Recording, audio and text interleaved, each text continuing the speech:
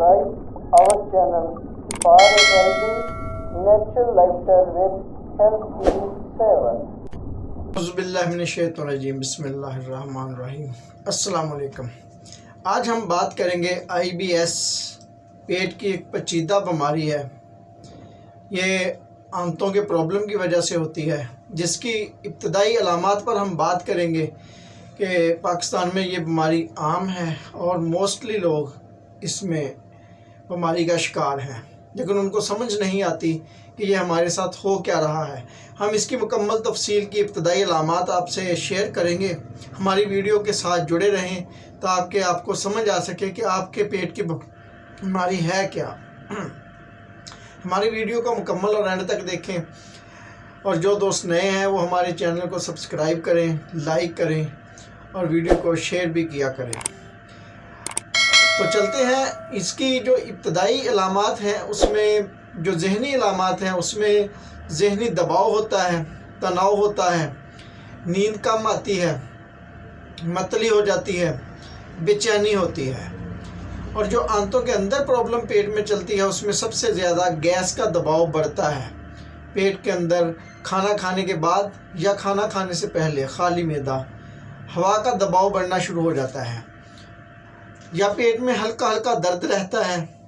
बाज़ औक़ात इसमें कॉन्स्टिपेशन, कब्ज़ हो जाती है।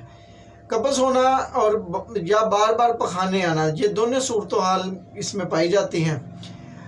बाज़ औक़ात पेट में हल्का सा दर्द होता है जिसको मरोड़ कहते हैं। मरीज़ कहता है मुझे 2 माह हो गए हैं, पेट में हल्का सा दर्द होता है, पखाने की हाजत होती है और पेट दर्द ख़त्म हो जाता है। तो ये भी इसी की अलामात में से है।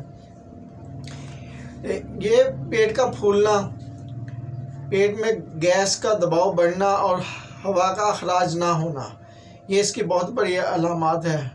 पखाने की नामुकम्मल हाजत, दिन में 5 से 6 बार बार थोड़ा थोड़ा पखाना आना, इसकी शक्ल में तब्दीली वाक़या हो जाना। इसकी वजूहात तो बेशुमार हैं। इसमें बड़ी आंत बहुत ज़्यादा मुतासर होती है, जिसमें गैस बहुत ज़्यादा होना और बड़ी आंत में इन्फेक्शन का होना, ये इसके प्रॉब्लम होते हैं। ये इसकी इब्तदाई अलामात में हाजमे की ख़राबी पाई जाती है, खाना हज़म अच्छे से नहीं होता। हम जो ग़िज़ा खाते हैं भूख कम लगती है या बहुत ज़्यादा लगनी शुरू हो जाती है, तो बार बार ये प्रॉब्लम आते जाते हैं। तो इसका इलाज आपको IBS का करवाना चाहिए। अपने किसी मुस्तनद डॉक्टर या हकीम से रब्ता करें या किसी भी मुस्तनद डॉक्टर से इसका इलाज करवाएं। इसका बेस्ट इलाज तो होम्योपैथिक में है या यूनानी में है। तो ये अलामात कुछ अर्सा की मेडिसिन से दूर हो जाती हैं। हमने ये इब्तदाई अलामात आपसे शेयर की हैं ताकि आप समझ सकें कि आपको पेट की बीमारी है क्या।